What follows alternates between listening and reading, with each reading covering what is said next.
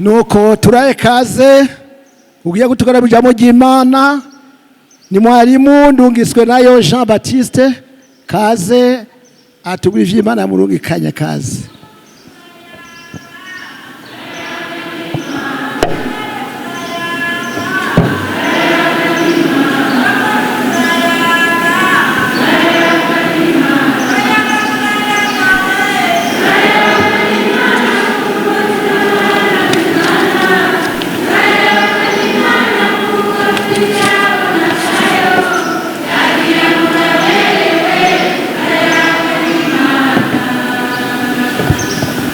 Mwami wacu Yesu Kristo ahabwa icubahiro muri twebwe.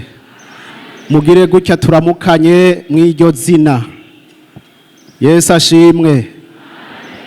Turashimiye Imana data wa twese yongeye kutwemerera ko tuba imbere yayo. Nanje nk'umwe mu bakozi bayo ikantunga urutoke canke inkoni uyu munsi nkahagarara imbere y'umugeni wa Kristo. None rero turashimiye Imana ko mu byo tumaze kumva nanone habonetsemwo ibitari bike byo kudufasha. Yesu nashimwe. Tugiye kuca tubandaniriza ko kuri ariya majambo twamaze kumva. Ubushize igihe naheruka gusangira namwe ijambo twaravuganya amajambo avuga ngo kuki bamwe bazokwinjira, kuki bamwe bazoduzwa abandi bagasigara. Iryo jambo ntirirahera kuko nubu twumvise ko bamwe bazododora ntibugururirwe, ariko kandi abandi binjiye ngo bari ku misozi myiza cyane kayangana baruhutse imibabaro. None rero na nubu Imana idufashe. Yewe Imana idufashe. Imana ikwiye kudufasha kuko batwigishije ko mu ijuru hari inzira ijayo kandi no muri Gehinomu hari inzira ijayo. Mbere baca batubwira ngo muri Gehinomu ngukurikiranye neza ngo ni inzira zibiri. Hari abantu bazoja muri Gehinomu atavyo mu ijuru biriwe baraja kubaza canke kurekrama. Bavuga bati twebwe iwacu ni hariya muri Gehinomu ntawo kwirirwa araja kugorana kwa Yesu. Ariko ngo hariho n'abandi bazoja kurekrama, bazoja kuvuga ati Yesu sindavyumva ingene jewe ntinjiye mu ijuru. Abo rero nibo bazododora. Inyuma y'ikiganiro bazogirana na Kristo ababwiye ngo sinigeze mbamenya, bazoca babereka kayira gaca impande ya korotire tikikama hariya. Imana idufashe. None rero nubu tugiye kwiga mu miga yacu y'uno musi turaba impamvu aba bantu batazokwemererwa kwinjira. Ni kuki? Yesu nashimwe.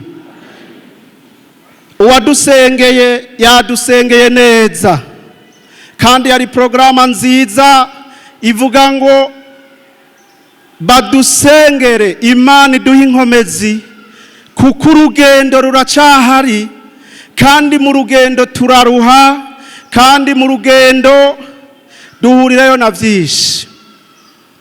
None rero Imana yakoze ko yashizeho iyo gahunda bakadusengera, kandi iyo dusenga tube twizera niko Yesu Kristo yavuze. Yesu nashimwe. Ndagomba rero dusome duhereye mu cete Paulo yandikiye Abanyefeso.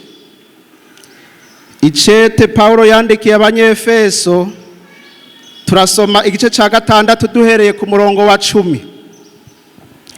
Kiriya gihe twigariye amajambo ngo bamwe bazoduzwa abandi bareke, harabigishwa umugore n'umugabo bari ngaha bashitse muhira batangura kwinovora iryo jambo, ariko biranka ko bahuza, baca barantelefona ati none mwarimu ko bavuze ngo abantu babiri bazoba bariko barasya, ngo umugore n'umugabo bazoba bicaranye muri saro, umwe azoduza uwundi areke, ubu naho twe na madamu twokwezwa twese, ni ukuvuga hazogenda umwe.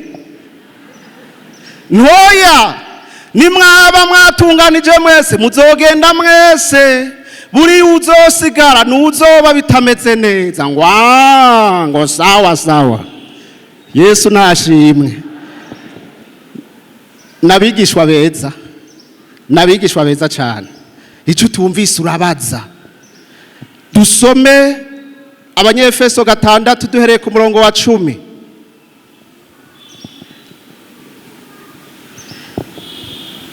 Haravuga ngo ibisigaye muremesherezwe mu mwami wacu no mu bushobozi bwiwe bwinshi, mwambara ibirwanishwa byose by'Imana kugira ngo mushobore guhagarara mudatsinzwe n'ubugunge bwa wa murwanizi.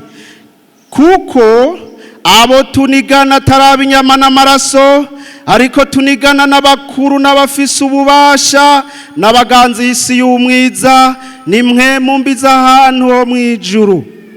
Kubw'ivyo mwabira ibirwanishwa byose byose vy'Imana kugira ngo mushobore kudatsindwa ku munsi mubi, kandi nimwaheza byose mugahagarara mushikame. Nuko rero mushikame mukenyeje ukuri, mwambaye ukugororoka nk'icuma gikingira igikiriza, mwambara inkweto z'ivy'ubutumwa bwiza bw'amahoro biteguza, kandi hamwe n'ivyo vyose mwabira inkinzo y'ukwizera, niyo mushobora kuzimisha imyampi ya wa mubi yose yaka umuriro. Mwabira inkofero y'agakiza bo n'inkota ya mpwemu, niyo jambo ry'Imana. Musengere muri mpwemu ibihe byose mu buryo bwose bwo gusenga no kwinginga, kandi ivyo mubibere maso mukobeje rwose, musengera abera bose.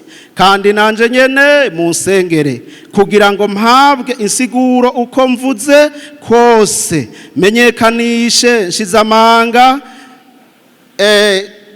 ibanga ry'ubutumwa bwiza, kuko ndi ntumwa yabwo iboheshejwe umunyororo, nsigure ivyabwo nshizamanga nk'uko bimbereye kuvuga. Imana ihabwe icubahiro. Naya majambo Paulo yandikiye aba bene data bo muri Efeso, yayanditse mu bihe vyo kurangiza urugendo ubwo natwe uyu munsi turimo. Arabandikira ikicete, arababwira ati rero bagenzi, kubisigaye iruhande y'ivyo yamaze kubabwira, mushikame muremesherezwe mu mwami, mwambare ibigwanishwa vyose ingenzi ija mw'ijuru igomba kuba yambaye. Kuko impamvu abo tunigana s'abantu boroshe, s'abantu b'inyama n'amaraso, s'abantu ubona ariko bo barakubona we utababona, n'abantu b'abakuru, ni mwemu mbi z'ahantu ho mw'ijuru. Rero mu vyambare haragera havuga ngo musengere muri mwemu ibihe byose. Nakurikiranyira ijambo ryo gusengera muri mwemu, ni gusenga urongowe na mwemu yera, ugaha umwanya mwemu yera akagusengesha, akakoryanta canke akakurongora mu vyo uvuga. Kandi iyo umuntu asengera muri mwemu biratandukanye niyo ariko asenga wenyene. Sinzi mweko yurabashikira ugasenga warangiza ugaca wivugira uti mw'izina rya Yesu ame, kubera wumva ko ivyo uri kuravuga vy'ukuri nta nahantu biriko no ngaho bitaharenga. Uzocuha kaze mwemu yera, uzoza wumva ukorokeye ahandi hantu h'ubushobozi, utangure gusenga, usengera abandi, utangure gusenga, nukuvuga ngo mpwemu yera arakurongora ivyo uvuga. Nta nubwo usubira kwiyumvira udondekanya ijambo n'irindi. Oya, mpwemu yera arakurongora. Musengere muri mpwemu ibihe vyose, mu buryo bwose bwo gusenga. Hariho uburyo bwinshi bwo gusenga, ndazi 10, ariko kandi sibwo ntumbereye uyu munsi. Mugabo muri bwo harimo gusengera muri rusange nk'uku kwa bene data duhura ati dusenge. Muri bwo harimo gusenga mu buryo bwa louange, tutazira Imana, uvuga utewe Mana uri mwiza, yewe Mana wakoze ibikomeye. Muri bwo harimo ico bita intercession, gusengera abandi, gusengera ibindi, ugafata umwanya ati ngiye gusengera abantu, ngiye gusengera ishengero. Muri byo harimo n'ibindi vyinshi, harimo no gusenga twisabira, Mana ndashaka iki, Mana ndashaka iki. Muri byo harimo no gusenga dusaba imbabazi Imana. Muzohora mufata imyanya ukaja mu gusenga usaba imbabazi Imana. Paulo aravuga ngo musenge mu buryo bwose. Niyo mpamvu mubona iyo bavuze ngo turahagaritse, turugaye ivyumba vyose vy'amasengesho, abantu bumva bakubwira ngo baratwishe, noneho turapfuye, tugiye kuba abanyavyaha kubera aho twahora dusengera barahugaye. Bongo yako wewe waruzi gusengera mu buryo bumwe gusa, ca wikora ku bundi. Hari n'ubundi buryo bwo gusenga bita meditation. Usoma ijambo ry'Imana, ukicara ugafata umwanya, ugaha akazi Imana ikavugana nawe mu ijambo, n'ibindi. Ariko 10 ndumva nari hafi kubushikana ubwonzi. Aravuga rero ngo musengere n'abandi, musengera bera, kuko uru rugamba ntigworoshe, ruragoye. Nanje nyene nk'umukozi w'Imana musengere, kuko naje ndi umuntu. Abo tunigana naje barantumbera, naje barangwanya, kandi naje notsindwa. Ese bakozi b'Imana mwebwe ntimwotsindwa? Mwotsindwa kuko muri abantu. Nuko rero nafashe akanya ndiko ndihweza iri jambo ryabo tunigana. Mbega tunigana nabande? Ariko kandi jambo ry'Imana ryabavuze ko kuri 12, kuko abo tunigana atari inyama n'amaraso, ariko tunigana n'abakuru, n'abafise ububasha, n'abaganzi isi y'umwiza n'impwemu mbi z'ahantu hehe ho mwijuru. Mwibaza ko ari mwijuru ryahe? Harabibaza ngo ni mwijuru rindi. Oya, ni mpwemu mbi z'ahantu ho mwijuru rya juru muzi. Ni mpwemu mbi zakorotse zikugwa mwijuru. Ubundi ni abamarayika bakurikiye Satani, nibo duhanganye nabo. Abo rero bikeno babwira ku mumarayika. Umumarayika arafise, Imana yamuremanye ubushobozi bwo kwihindura akaba umuntu, bwo kwihindura akaba umuyaga, bwo kwihindura akaba ikintu cyose. Ntimubizi se? Kwa Aburahamu ntibagiye ari abantu, bararya n'indya, siko? Ivyo rero abamarayika barabiremanywe, kandi aba bamarayika bakororanywe na Luciferi. Ntaco Imana yabatse mu bijanye nuko bari, na nubu ni mpwemu, kandi bashobora kwihindura abantu, bashobora kwihindura ikintu, nubwo batakiri mu ijuru, nubwo babaye abatugwanya. Nubashaka uzosomeho mu Vyahishuriwe Yohana 12 ku murongo w'indwi. Haravuga ngo mu ijuru havyuka intambara, Mikayeli n'abamarayika biwe barwanya ca gisato, igisato kirwanana n'abamarayika baco, ntibatsinda. Kandi mu ijuru ahabo ntihaba hakiboneka ca gisato c'amero c'amahero, gikororerwa kirakororwa. Nico ya nzoka ya mbere yitwa murwanizi, irindi ni Satani, nico kizimiza abari mu isi bose, gikororerwa ku isi, abamarayika baco bakororanwa naco. Aba bamarayika usomye hejuru n'abamarayika benshi, ni kimwe ca gatatu c'abamarayika bari mu ijuru. Ica gatatu nico cakorokanye na Shetani. Abo rero batumereye nabi. Mbwirira mugenza uti batumereye nabi. Nukuri batumereye nabi. Hari nundi mugwi w'abamarayika wavuye mu ijuru nk'uko, ariko utakorokanye na Lusiferi. Muzobona nawo mwitangurira igice ca gatandatu, usomye ku murongo wa mbere ukageza kuri gatandatu, n'amakuru aza kuvuga ivyo kuri Nowa. Hariho umugwi w'abamarayika wihweje abana b'abantu, ushimwa mw'abakobwa canke abagore bo mu isi, uravuga ati ibintu vyo mu ijuru turabihevye, tugende twirongorere barya bakobwa. Uwo nundi mugwi. Hari ibindi bitabo, igitabo kimwe nasomye kivuga ko wari umugwi w'abamarayika 200. Ntivyanditse muri Bibiliya, ni commentaire biblique. Uwo nundi mugwi.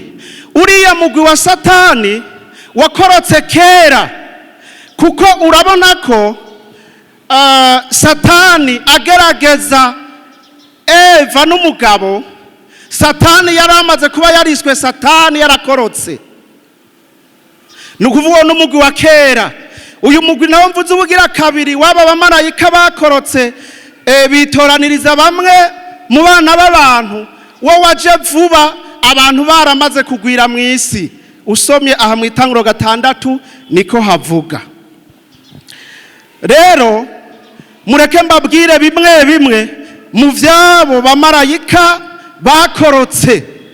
Uno munsi tubita ngwiki inyuma yo gukoroka. Twebwe mu Kirundi tubita abadayimoni. Ururimi rwanditswemwo Bibiliya, isezerano rishasha rwa mbere ni Kigiriki. Mu Kigiriki babita daimonas. Murumva ko Umurundi atagiye kure y'Umugiriki. Daimonas, Abafaransa demo, na zindi ndimi kumbe ntazi. Aba badayimoni rero twebwe mu Kirundi twarabahinduriye n'ayandi mazina. Turabita ibisigo, turabita ibihume, turabita ibinyamwonga, turabita impwemu mbi n'ibindi n'ibindi. Aba rero bafise imigwi, kuko mwumvise Pawulo avuga ngo duhanganye n'abakuru n'impwemu mbi z'ahantu ho mu ijuru. Barafise abakuru muri bo, barafise n'ibisata bakoreramo. Ngira mbabwire ibisata nashoboye kumenya abadayimoni bakoreramo. Nivyo bita mu Gifaransa péché capitaux. Ni nkuko twovuga ngo ivyaha bikuru bikuru bikuru. Nukuvuga ngo ibisata by'abadayimoni bavuga ati abajejwe igisata iki. Muvyumvirize neza rero. Kandi iyo tuje mu miga ufise agakaramu uzohora ugatora, kuko Pawulo yandikira Abanyefeso nyene yababwiye ngo bamwe yabahaye kubiki intumwa, abandi abavuga butumwa, abandi abavugishwa, n'abandi abigisha. Hari ubwo Imana ku munsi runaka ibazanira umwigisha mukigishwa. Iyo wiga rero wandika biragenda neza gusumba iyo wiga utandika. Ivyo bisata ndwi bifise umudayimoni abiserukiye. Muhava mumbaza ati none mwari mivyo abadayimoni wivyo wabimenyeye? None se mweho Mikayeli mwamumenyeye? Umumarayika Gaburiyeli mwamumenyeye? Umumarayika Rafaheli mwamumenyeye? Mu vyahumetswe n'Imana. Nuko amazina yabo nta nubwo muza kuyitaho, kuko arahindagurika bivanye n'indimi, siko none? Ariko mwiteho cyane ico bajejwe. Hari umudayimoni ajejwe ubwibone. uwo yitwa Leviyatani. Leviyatani ajejwe igisata c'ubwibone. Abantu baragira ubwibone, umuntu yigisha abantu bagahezagirwa, Leviyatani agacaza ati vyagenze neza nane. Undi mukozi w'Imana umwe yabonye ishengero ryose, hari amashengero mato mato bose bakondaguritse baza gufukama, ngo narinda bakurugutuyesha. Leviyatani yaramugiriye akantu. Ugira kabiri n'umudayimoni atera kwikunda, bamwita mamon. Ivyo amazina nababwiye ko bihindagurika bivanye n'indimi, nta numwe muvyitaho, ariko ndashaka mwumve ibisata bakoreramo. Kwikunda, ubundi tubwirizwa kwikunda koko, ariko abadayimoni ukuntu babigira, baduza volume muri wewe y'ukwikunda ufise.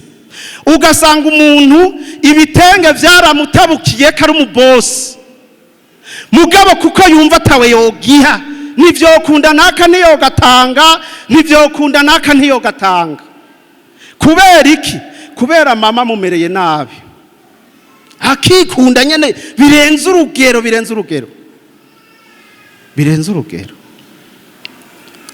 Harundi mudayimoni atera irari, bamwita Asmode, nawe atera irari. Ugasanga umuntu hagira ari muzi carico, abatakizi muzokibaze. Twagiye ku cakane.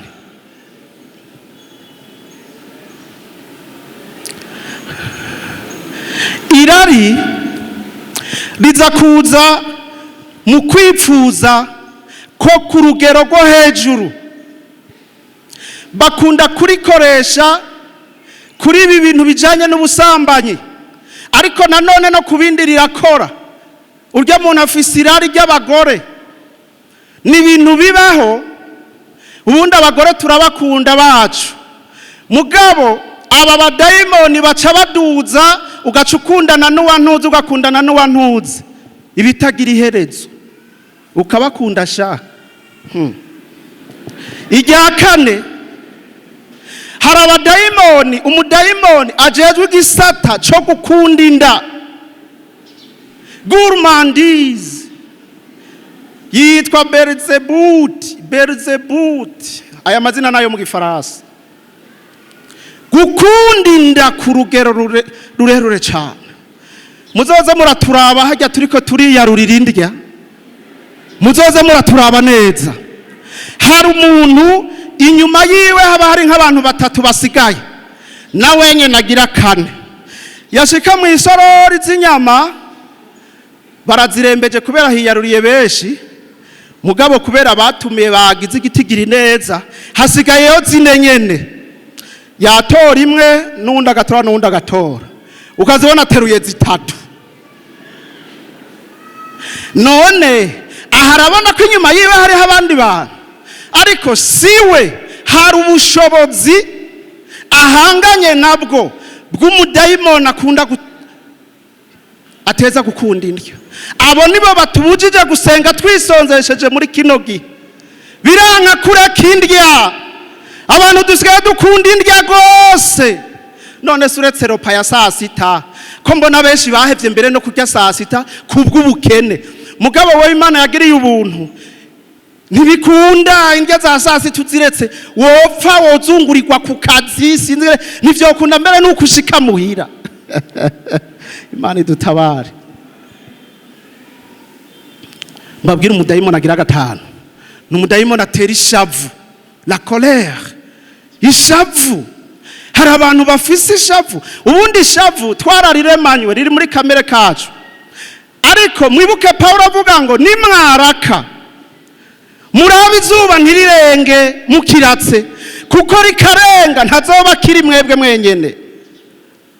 Azazeli azoba yacometsemo akantu.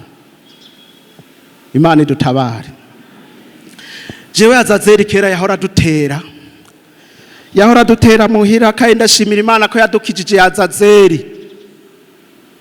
Vyahera muri madamu, nkaza mbona iminwa iravyimvye, none sheri habaye iki? nkamubaza ntanyishure nanje nkaza numva ibintu ndakubaza ntumbwire jewe azazera akabara ducometse imisi itatu tawuvugana n'uwundi.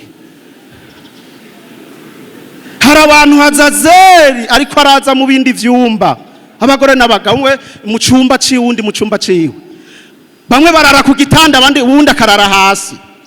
Hazazera bamereye nabi, ariko badusengeye uyu munsi Imana idutabare. Menya bamuhanga n'abaribo ntabwo ari abantu boroshe, n'abantu b'ubushobozi. Dukomeze. Gatandatu, hari undi mudayimoni atera ubunebwe. Mbwira mugenza w'ubunebwe yitwa Belfegor. Mudayimoni ajejwe igisata giteza ubunebwe yitwa Belfegor. Kandi amagorwa dufise aho twigiye nta muntu aratwigisha ko ubunebwe ari icaha. Imana idutabare, Imana idutabare. Kera twiga mu windwi, ikintu ca mbere batangiye kutwigisha kwari gusasa. Umunsi wa mbere ushika bakwigisha gusasa igitanda. Tugiye mu windwi muri interna, hari ibinebwe byo gusasa bitasasa, ibinebwe bidasasa. Kandi ivyo bintu nukuvuga ngo uwo mudayimoni ntagira uwo yibanga, arabandanya ibinebwe byo gusasa. Imana idufashe. Abantu bubu bagomba utuntu tworoshe, ntibashaka kuruha, ariko uzomenye ko ari umudayimoni aguteza ivyo bintu. None se ko hari abavyeyi muri iriya korale mpora mbona duhura iyo ngiye gutora abana, mwari tora ivyamwa mwari nta mahera ngira. Oya none we hari ico mugo we ngo nta vyamwa wo kwikorera. Reka ubunebwe. None se ko ta mahera ugira, none utagira mahera wo cugirane? Ubunebwe, ubunebwe, ubunebwe. Umuntu aremanya intege nke, birashoboka ukumva kuvyuka bitokunda kubera intege nke z'umuntu, ariko aba badayimoni nababwiye baduza volume umuntu akabikinebwe. Imana idufashe. Indwi, dufise umudayimoni atera kwipfuza akabifatanya n'ubwibone, niwe Luciferi bosi wabo. Nawe arafise igisata akontorora cyane citwa kwipfuza. Ubundi kwipfuza si icaha beneda, ijambo kwipfuza ntirisigura icaha. Namwe muravuga ngo ndipfuza ko abana banje bo kwiga amashure meza, ntavyo muhora muvuga. Ndipfuza ko uyu mwaka nogura kandi kagoti basha. Ariko aba badayimoni barabiduza volume hamwe n'umuntu wo mwica kugira ngo ivyo wipfuza ubigereko. Nuko bakora. Imana idutabare. Hari jambo Yesu yavuze mu butumwa bwiza bwa Yohana, ndagomba duheze gusoma mu butumwa bwiza bwanditswe na Yohana 11, avuga ngo 11 kuri 25 118, page ni 18. Yohana 11:25 bavuga ngo Yesu aramubwira ati, ni jewe kuzuka n'ubugingo, unyizera niyo yoba yarapfuye azobaho. Imana yacu nishimwa. Ntibigutera ubwoba aho boba bakugejeje hose, naho boba warapfuye, Yesu niwe bugingo. Baririmbyi baheje kubiririmba ngo ngwino wakira ubugingo, ngwino usubire ubeho, ngwino usubire urwana intambara, ngwino usubire mu rugendo. Twaje turaririmba karirimbo mu modoka tuje gusenga, kandi uyu munsi Imana yangiriye ubuntu mw'abantu.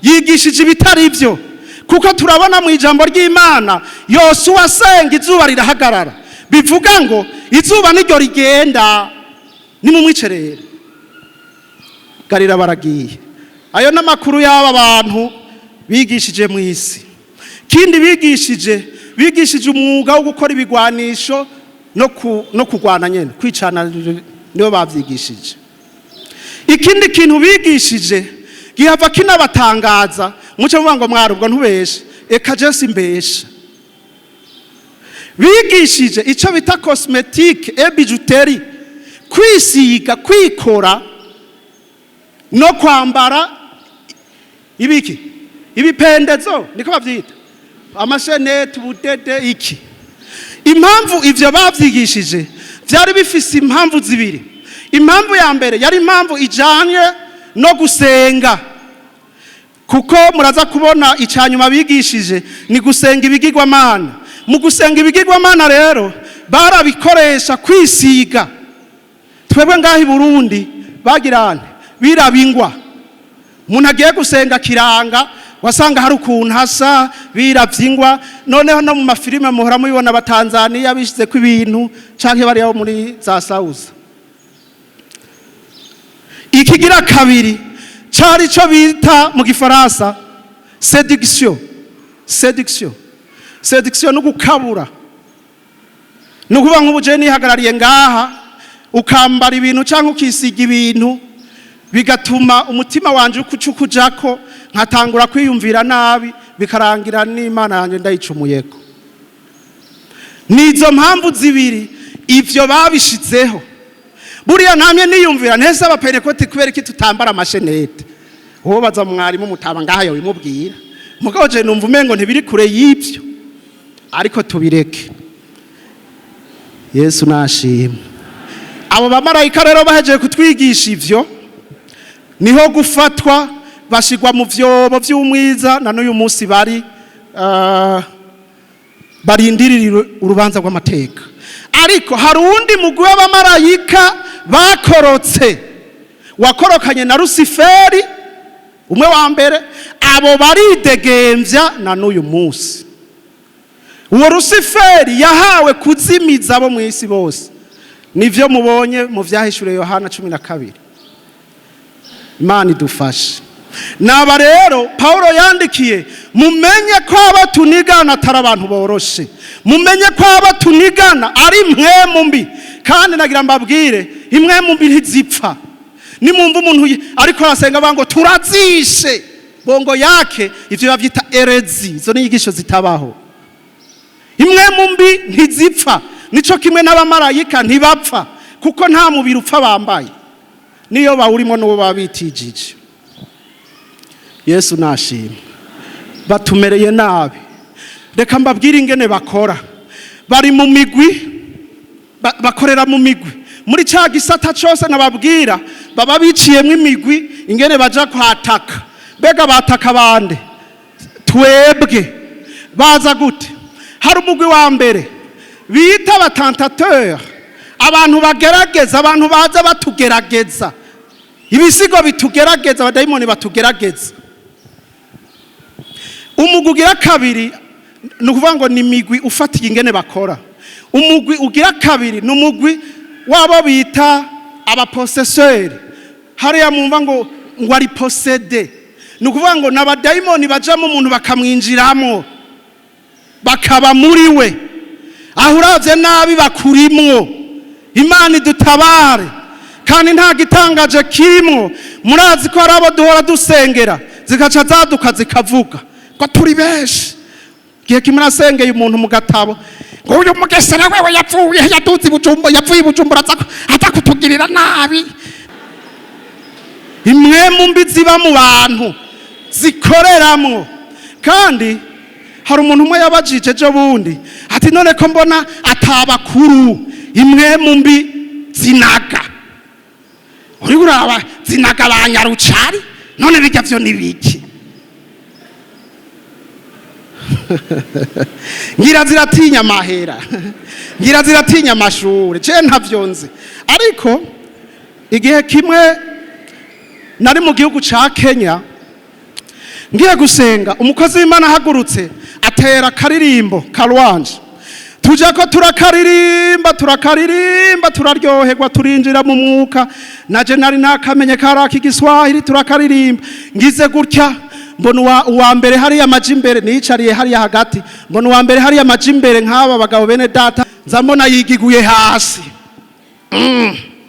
abakomite batera bajana ku barutari turakaririmba nza mbona uwundi mu micungararo gigu barateruye bajana kuri altari turaririmba nza mbona uwundi imbere yanje aho ngo gigu barateruye bajaye kuri altari ndavuga nti nkaguma mpagaze aha naje mpava nshikirwa nukuri naciye nicara ntawe utemba yicaye urumva rero ko erega ukwiyemera muri jewe naje ntikwari kirenga handi nshobora kuvuga ati mu izina rya Yesu ndahagarara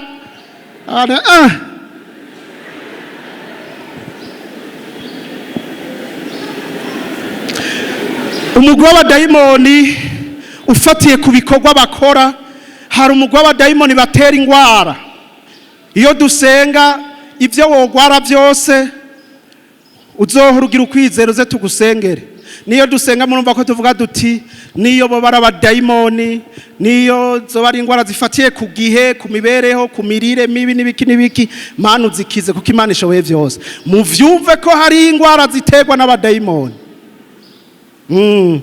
kandi zari zo zose bya bisukari muvuga bya biki ntaho badafise ubushobozi bwo gushika ingwara ziterwa n'abadayimoni abo bantu rero abadayimoni babamwo bobo baca bibera muri ivyo abadayimoni baguteye gusara wibera mwibarabara ukariraramo bagutera ingwara yo kuribwa cyangwa yo kugira ahantu bibamwo uko nyene hari n'abandi badayimoni bafatira ku bintu vya ibidukikije badayimoni b'imvura batera ibinyamugigima batera imyuzurira batera iki abo barahari bajejwe ico gikorwa Paulo aravuga ngo umva abo tunigana n'abantu bakomeye cyane n'abantu bakorera mu bisata vyose n'abantu uzisanga waraguye utazi n'ingene waguye kuko bafise ubushobozi Mani dutabare turiko turegereza guherza nagira ndababwire umugwi wa nyuma w'abadayimoni bakora ufatiye ku vyo bakora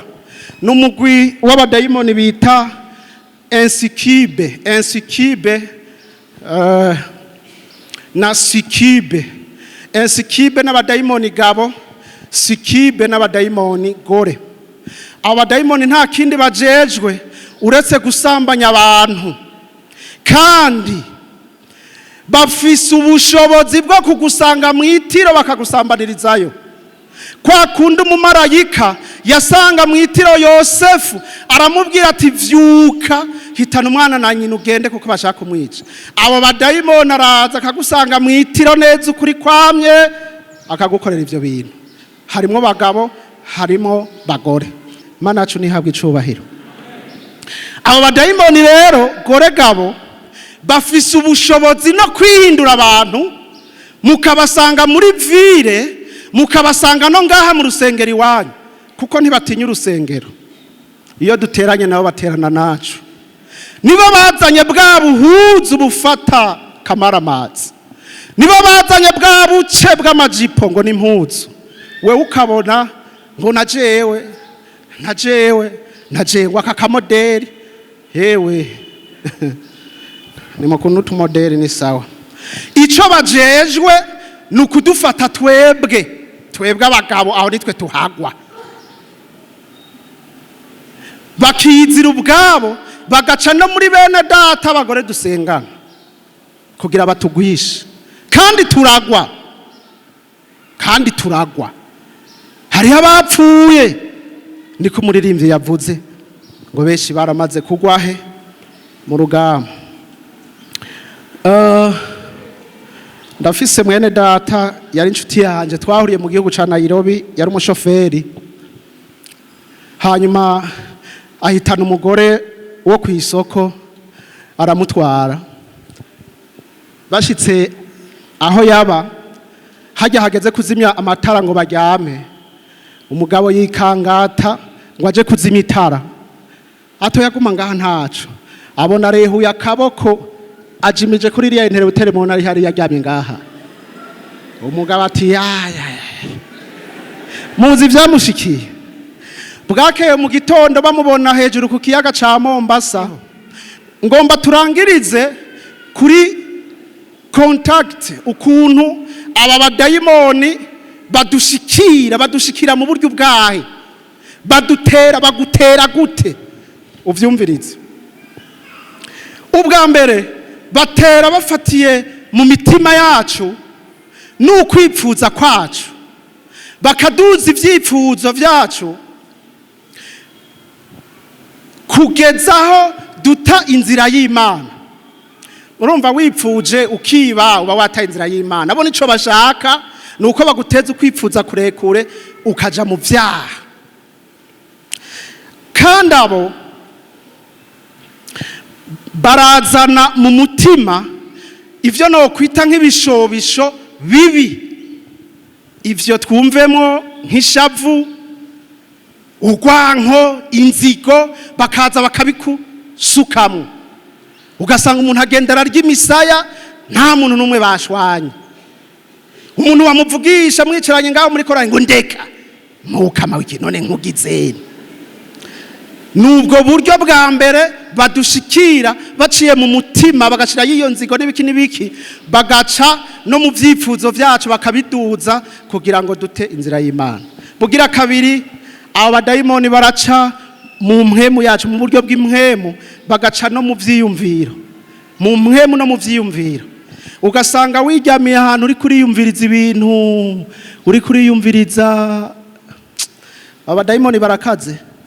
Hari umuntu umwe yigeze guhagarika ubukwe bwanje muri 2009 avuga ati mw'ubukwe bwanyu wapi ntitubabona neza mu vy'Imana tiburahagaze. Abadayimoni barangendera kugeza aho niyumvira ngende nkoteshe nk'ikiduga gishaje ndagitembereze mu muji buke nje ntura ku modoka yiwe arangiriye nabi vra. Mwumvise abadayimoni Imana ishime ko bitabaye kandi mu nyuma twarabona yenda namusaba imbabazi ndanamubwira n'ivyo vyiyumvira abadayimoni bari banzaniye mu gutsindwa kwanje ico kiduga nari kukirondera aca ngenda nkamusekura. Urabona abadayimoni ati turatsinze. Imana idufashe. Ivyo bintu vyo mu vyiyumviro babikorana n'ikintu bita raisonnement corrompu kivuga ngo kwiyumvira kudakwije kononekaye k'umuntu. Umuntu hamwe ataciyumvira bizoza kugaragazwa n'akajambo kavuga ngo ivyo nta muntu bigiriye nabi. Nta muntu bigiriye nabi. Ivyo nta muntu bigiriye nabi. Wowe uri kuravuga ko atawe bigiriye nabi je ndiko ndabikubwira kandi bingiriye nabi. Hega ro nigeze kubwira ati utwo duhuzu twa wambara arambaza mwari mu none ingorane zirihe none ingorane zirihe ndamererwa nabi ndamererwa nabi hindura wambare neza. Akandi kantu gakunda guca gatsinda abo bantu muri ivyo vyiyumviro biboze bavuga ngo nabandi nuko wamuhanura ngo nabandi nuko ngo nabandi bose mbona babigira ngo nabandi bose mbona babirya. Abo tunigana umuntu ari kumfiro atari kwaranakanywa akakubwira ngo ndumva gatima kataraheba. Abo tunigana abo baradutera mu buryo hariho ibintu bita sanse abize ngira baravyibuka amaso amazuru amatwi ururimi no gukabakaba. Ivyo bintu rero uruhu rw'umuntu urutwumvirisha ko bishushe canke bikanye, ururimi ko hari isukari canke ari umunyu, amaso kutuca tubibona, amatwi kutuvyumva, n'amazuru kutwumva ko bimota canke binuka. Abadayimoni muri utwo tugingo mbabwiye ni dutanu baradukoresha cane barahaca aho hantu. Mwene data kazi murumva icyo bisigura mwene data kazi akaduca imbere twiyicariye na tontoema ngaho turiko turiterera inkuru aduciye imbere gutya jewe amaso yanje abadayimoni bikonekise mu maso yanje ndiko mbona ivyo Ema atariko arabona kazema ntaguye kudedemba tiabo welibi sorry kumbe mwene data kazi igihe yarengana abadayimoni bace batangura kunyereka ibintu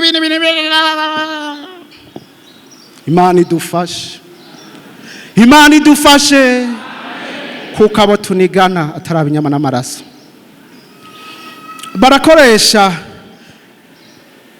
ivyo bita amarorasiyo canke ubucuti bw'abantu ugasanga baciye muri wewe uri kurankoka ngo tuje mu vyaha baciye muri mugenzawe hari n'igihe muri ubwo buryo nyene baca nimba ari so wanyu nimba ari ukurihira minervare bakamucamwo kugira bagukoresha icaha kadaka ari nk'ubusambanyi nk'iki mugabo baciye muri uriya ukiyumvira ati none no bikwepa gutari wandihira minervare bakabara gushize hasi abadayimoni ivyo nibi iruhande yavyo bakoresha igikenye umuntu agakoresha igikenye abadayimoni bagafatira kucuri wewe kugira ngo urenganye abantu ivyo navyo abadayimoni barabikorerako kuko ndi mwarimu mvuze mba mvuze ugasanga abantu narabariye uruhuha bimeze nabi abadayimoni bagaca kuko ndi mwarimu Imana idutabare beneda abadayimoni baraca ku bintu byinshi iyo bariko baraca muri bene data ivyo mpejeje kubabwira nabonye ari ibintu bikomeye bashobora no kwadukana ibintu badayimoni bagaca muri ntuze barondera wewe abadayimoni bagaca muri mwarimu mugenza we barondera wewe ukamenga mwarimu yabaye umwasi wawe kumbe n'abadayimoni barondera umutima wawe wewe abantu Imana hadutabari abadayimoni abo tunigana yewe gaye mureke duhetse abadayimoni bashobora guca mu buzima ubayeho nabi ukenye bagaca kuri ubwo bukene bakagukoresha ibibi niyo wotunga baraca ku butunzi naho bakagukoresha ibibi je naragize ingorane nagize mariage atamahera mfise ngirira mariage mu kazu k'icumba kimwe na saro mu bwiza twibanira n'umugore dukundana nyuma yaho nza kuronka amafaranga umugore arambwira ati sheri none we kuhinduka ati none mpindutse gute je simbona ingene ndiko ndahinduka mwe atari kurahi uri kurahinduka igihe twari dukenyewe ntiwari umeze uku n'amafaranga nayo abadayimoni barayacako umugore ugasigara ubona ko ari ibihunda umwe waheruka gushima birahindutse ni bande abo tunigana baragaruka bagaca muri ibi bintu byacu byo gusenga ni bimwe mwumva abantu bita kuvangirwa umuntu akavangirwa mu gusenga kwiwe bagasigara bavuga ibitari byo hari umuntu umwe aheruka kunshingira intahe yambwiye ati nagiye gusengera ahantu mu cyumba noneho ngo hari umwanya wo gusiguza ndashikirwa kuja gusiguza nari mfise gushaka kumenya umuntu andogera abana hama umurongozi w'icumba ati hinge senge ndabibaza acarambwira ngo nguriya mugore mu bana b'amameshi ni wabaroga ati nanje urupangu nabamo twarubanamwe na nyene inzu gusa uwo mu mama tani meshe ndigera ndamubonana n'umusi n'umwe abadayimoni ufukamye ku karago barahanyura neza hari iwacu hadutse ibintu abo bantu bumva baja ku misozi basenga hajya abantu baja ku misozi murabemera n'abasenzi barara bahagaze gutya baja mu mazi akamara amasaha atahagaze mu mazi asenga Imana abantu mumva boroshe ariko waraba ibikorwa byo kuwa kare ntibagaruka ikigira 10 ntibagaruka baca abantu b'abaradikare donc abantu badashoboka. Ugaca baza ngo none abo bantu basenga iki, none basenga gute, bikagusiga. Abo tunigana baraca no mu mashengero bagahindura amadoktrine y'amashengero kugira ngo abakristo bose bakurikira muri iryo shengero bibe bibi. Namwe ngira icigwa ku mugwi w'abakristo basenga bari gusa, ndondera impamvu nsanga bo bavuga ngo kimwe uyu mubiri ni Imana yawuremye, ntushobora kumbwira ingene umubiri wanje uteye isoni, hari Imana yawuremye. Ikigira kabiri, Adamu na Eva babonye ubwibone ubwambure ari uko bagize bacumuye. Aba bantu bose bona bambaye ibigoti n'abanyabyaha. Umuntu rero amaze kwiyeza neza ataca gipfa n'Imana, hajya bagira binjire umaze kwiyeza neza urera ubu baca bakwereka aho umanika iguturiya, ubu turabera. Iyo ni migwiriho, si ibintu by'ibinyegezwa, ni ibintu biriho kandi biri mu gusenga, mu bantu basenga, mu bakristo basenga Yesu.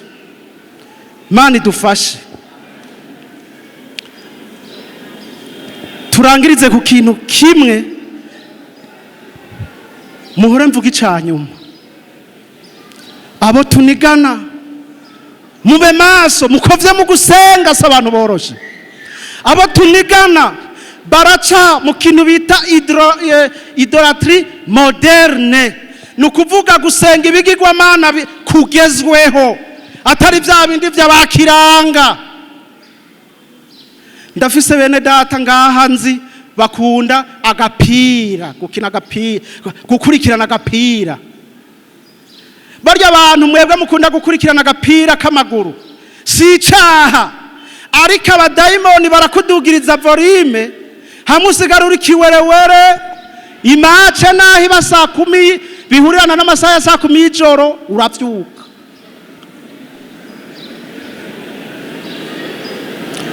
Bigahinduka ikigirwamana neza neza. Telefone zarabaye ibigirwamana vy'ukuri. Igihe kimwe nigeze kugira inama n'umufasha wanje, ndamubwira sheri, tugiye kuryama rero izi telefone tuzohore tuzisiga muri kijya cumba cyo kwambariramwe no kuyisigiramo no kugira hano. Dushitse muri iki cumba cy'uburyamo nta telefone tuzozana, turakinunira na muntu wanje. Musi mwe nza mbona bambaje ati none sheri wewe ko ibi bintu ari wabivuze wayizanye. Imana idufashe abo tunigana. Aho rero nkaba naguguje ku telefone nawe afise ivyo ashaka ko ambwira canke tuvugana vy'urugo. Mugabo nkaguguza ku telefone ubugesera bukaduka, nkava nkayisinzirirako. Imana dutabara. Abo tunigana rero bene data mwabumvise nabo ntiboroshe namba. Murumva ko bashobora kuduca no mu vyiyumviro, ugacumurira mu vyiyumviro, mu vyo twipfuza, mu vyo tugira hano. Rero abatari bake yamaze kubatsinda mu rugendo. Birashoboka ukaba warapfuye, birashoboka ukaba uri ku mfiro, birashoboka ukaba wararashwe uri kuraroroma, ariko Yesu avuga ngo naho oba warapfuye nije bugingo. Haleluya. Iyo boba barakugejeje hose, Yesu niwe bugingo. Kandi agasangwa turiko tuja mu ijuru. Ntabwo dukwiye kuja mu ijuru twarapfuye kuko ntituzoshika. Ntabwo dukwiye kuja mu ijuru tugwaye kuko ntituzoshika. Bikwiye ko twivuza bigishoboka. Ubundi umusoda ari ku rugamba kuraswa nta utwenga undi ngo yarashwe. Utwenze undi buri kijuju ubutazi vyurimo. Siko none. Ariko murabona ko ibihugu vyose vyashizeho ivyo bita hôpital militaire. Ama hôpital militaire kandi akomeye cyane yo kuvura abantu barasiwe ku ngamba. none tweho ntidufise hopitale militaire sa simvuga mu Burundi mvuga hano ntidufise hopitale militaire none vyomarira iki gupfira mu rugendo nkagumamo niyo magorwa Ahabu yagize bamaze kumurasa aravuga ngo muhungu enshigikira ndiyumvirije ingene bamushigikira muri burende sinzi ko bamushigikiza ibigunguru canke ntumbaze bya bisandugu by'abasirikare mbona bagenda bikoreye sinzi ibintu bamushigikiza ariko nagira mbabwire nubwo bamushigikira yari yarashwe kandi bimeze gute bibi ngo amaraso ngo akomeza kuroroma kuva cyane haraho usanga bakurashe buke buke ariko n'igihe abadayimoni bakwibundira bakakurasa neza na neza Imana idutabare barashobora kukurasa aho ugaze ugasanga n'inzubu warayikose umugore wa kabiri ni yari asha upfuma wivuze wataha ukarekana n'ivyo bintu byo gupanga amazu hari ibintu bigeze kutubwira ngo ivyaha bigoye kwihana bigoye Ahabu yibagira ko uko yinanata avuga ngo iyo mihimbiri duhure ni mihimbiri aba bana b'Abasiriya ni mihimbiri ngo imihimbiri ngo duhure ngo shigikirashe kandi uko amaraso ahera niko ibizunguzungu biza mwari mubizi abadamu bibunge ngo barabizi amaraso abaye make ibizunguzungu biraza yumva ibizunguzungu ati fatano ngaha iyo mihimbiri ndayereke uyereke kabaye none yaja muri hopitale militaire nibari kumuvura gakira beneda abatewe n'abadayimoni abakubiswe muri mwebwe abagizwe ababoshwe indege nta gitwengeje kirimo nigwa rugamba twese tugwana ivyo ntibiraba mwarimu ntibiraba umuririmbyi ntibiraba umukomite nta muntu numwe biraba abadayimoni ntawe badatera no mwijuru bararwaye agasangwa wumva vy'ukuri ukwiye gutabaga nta rindi sengesho dufise niririvuga ngo mana mpa kuri ubwo bugingo kuko amagara yanje arabangamiwe ubwo rero ushaka kubivuga naza bivuge mana mpa kuri ubwo bugingo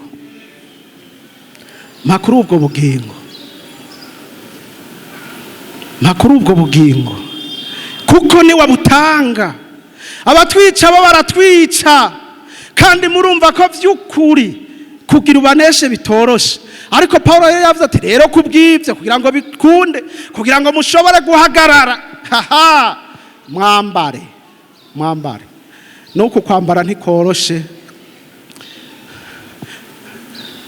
naje ndavugana n'umuntu acambwira ko atagira Bibiliya teweshe ntugira Bibiliya eka bimeze gute barayinyivye ntiwasura kurindeka naje ndabantisha wenda za kukuvuga mu ishengero ubwo rero uri impande yawe umuntu adafite Bibiliya nuwo twavugana kandi umuhanura agure Bibiliya kuko ni kimwe mu bigwanishwa tugwanisha iyo ntambara muri ya prière de méditation Yesu abahezagire nahaye kaze abarashwe barapfuye nta ngorane hari umuntu avuga atoya je vraiment sinoba nkibesha ngaho je sinkiri umukizwa vraiment sinkiriwe hari gihe umuntu atapfuye mugabo ugatahongetse tingeze habi uwo nawe nyene ni ikaze muri hopitale militaire mu bitaro bivura abajajuru bakomeretse barashwe vyononekaye vyanutse ariko Yesu aravuga ngo ni jewe bugingo unyizeye niyo yoba yarapfuye nzomuha ubugingo azozuka